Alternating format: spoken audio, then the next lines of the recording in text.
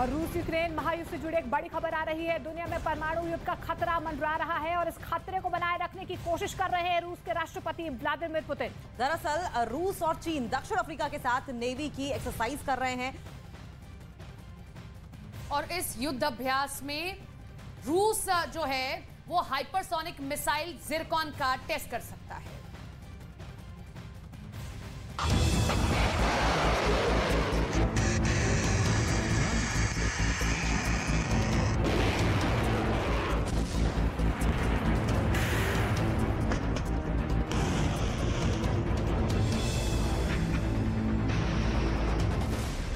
समंदर में बहुत बड़ा तूफान आने वाला है।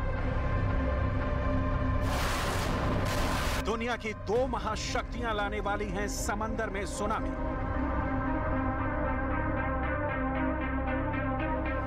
अफ्रीका में होने वाला है वो धमाका जिसकी गूंज अमेरिका से लेकर यूरोप तक सुनाई देने वाला है।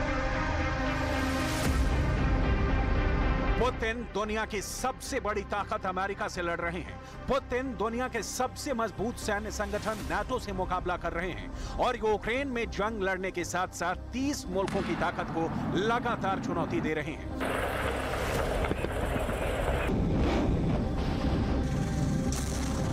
यूक्रेन की जंग के 1 साल पूरा होने में महज कुछ दिन बाकी है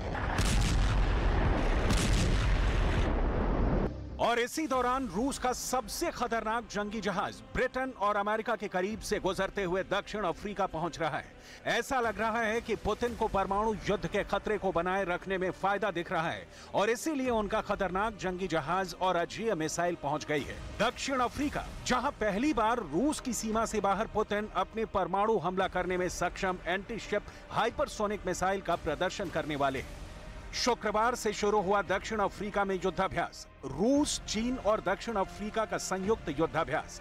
नौसैनिक युद्धाभ्यास के दौरान रूस कर सकता है टेस्ट। हाइपरसोनिक मिसाइल जिरकॉन का टेस्ट कर सकता है। रूस का जंगी जहाज एडमिरल गोर्शको ले रहा है हिस्सा। एडमिरल गोर्शको पर तैनात हैं जिरकॉन मिसाइल। 26 फरवरी तक चलेगा दक्षिण अफ्रीका में युद्धाभ्यास। मौसी 2 के नाम से किए जाने वाले इस युद्धाभ्यास की टाइमिंग को लेकर सवाल खड़े हो रहे हैं। यह युद्धाभ्यास ऐसे समय में किया जा रहा है जब युद्धाभ्यास के दौरान ही रूस के यूक्रेन पर अटैक की बरसी है 24 फरवरी और ऐसे मौके पर रूस का अपनी सबसे घातक नेवल मिसाइल का टेस्ट करना बताता है कि पुतिन पश्चिमी मुल्कों को यह दिखाने की कोशिश कर रहे हैं कि उन्होंने अभी तक अपने सबसे ज्यादा विनाश वाले हथियारों को जंग में नहीं उतारा है और उसे खास वक्त के लिए रखा हुआ है। पुतिन के जखीरे में ऐसे कई हाइपरसोनिक मिसाइलें हैं और वो इन मिसाइलों को अपनी सबसे बड़ी ताकत मानते हैं क्योंकि चीन और उत्तर कोरिया के अलावा दुनिया में किसी भी मुल्क ने मिसाइल की इस घातक तकनीक को हासिल करने में अभी तक कामयाबी हासिल नहीं की है।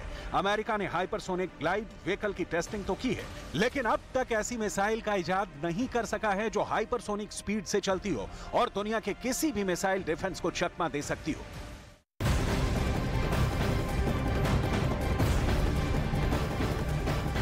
जहां एक तरफ रशिया यूक्रेन के बीच युद्ध को 1 साल पूरा होने वाले हैं, वहीं ज़ेलेंस्की के हथियारों की मांग लगातार तेज हो रही है और उसके पीछे की वजह है रूस का ताबड़तोड़ हमला करना। पश्चिमी मीडिया में दावा किया जा रहा है कि ज़ेलेंस्की ने साथी देशों से हथियारों की सप्लाई जल्द करने की मांग की है और ये मांग इसलिए की है क्योंकि रूस के आक्रमण से यूक्रेन को बचाया जा सके।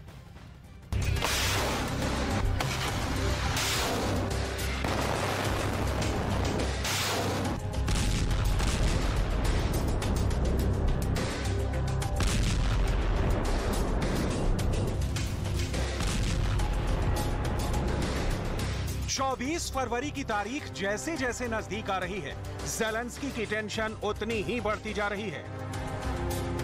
ज़ेलेंस्की कभी ब्रिटेन जाते हैं, कभी पेरिस जाते हैं, ऋषि सुनक से हथियार मांगते हैं, मैक्रो से फाइटर जेट की मांग करते हैं और जर्मनी से टैंक भेजने की गुहार लगाते हैं।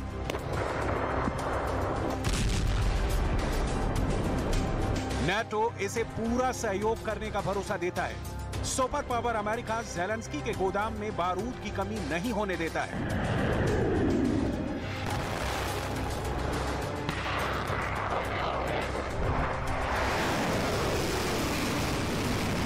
मैदान में ज़ेलेंस्की की एक पुकार पर घातक हथियारों की खेप पहुंच जाती है, लेकिन फिर भी ज़ेलेंस्की डरे हुए हैं।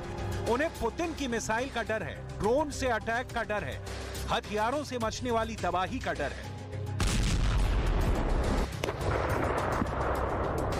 इसलिए वो लगातार ही हथियारों की बड़ी खेप मांग रहे हैं और इस बार तो उन्होंने साफ कह दिया है कि अगर उन्हें मुंह मांगे हथियार मिलते हैं तो रूस पर आग बरसेगी और यूक्रेनी झंडा रूस की जमीन पर दिखेगा।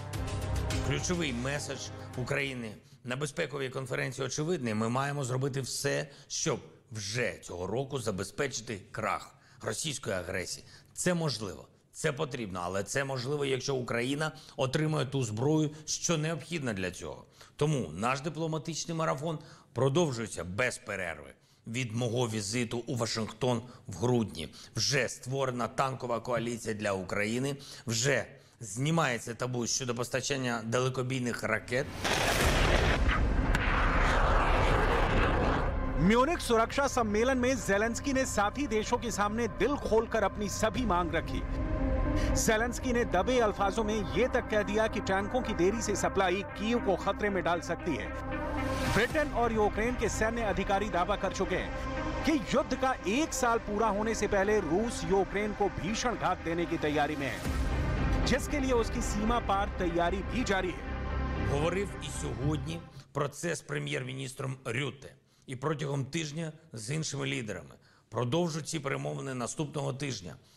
Продовжу консолідувати і підтримку для ініціатив нашої держави в Генасамблеї ООН. Наступного тижня представимо важливу резолюцію, і сьогодні я представив її ключовий сенс, зокрема лідерам і главам урядів держав Карибської співдружності.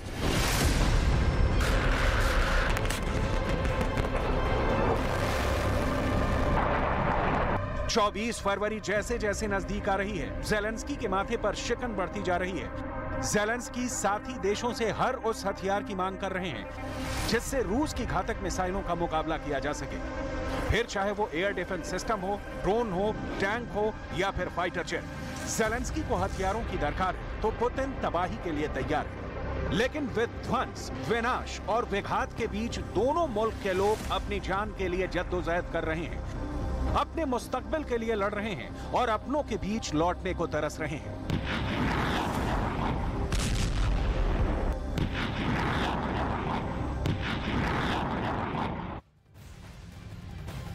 तो निकी मर्डर केस में दिल्ली पुलिस ने एक और बड़ा पर्दाफाश किया है। क्राइम ब्रांच ने कई बड़े पर्दाफाश करते हुए ये बताया कि निकी और साहिल ने साल 2020 में शादी कर ली थी। अब दोनों की शादी की तस्वीरें भी सामने आई हैं। दोनों की शादी नोएडा में आर्य समाज मंदिर में हुई थी, जिसमें साहिल गहलोत निक्की को जयमाला पहनाते हुए दिखाई दे रहा है। FIR नंबर 208 शनिवार रात 10 बजे से लगातार सिर्फ News 18 इंडिया पर।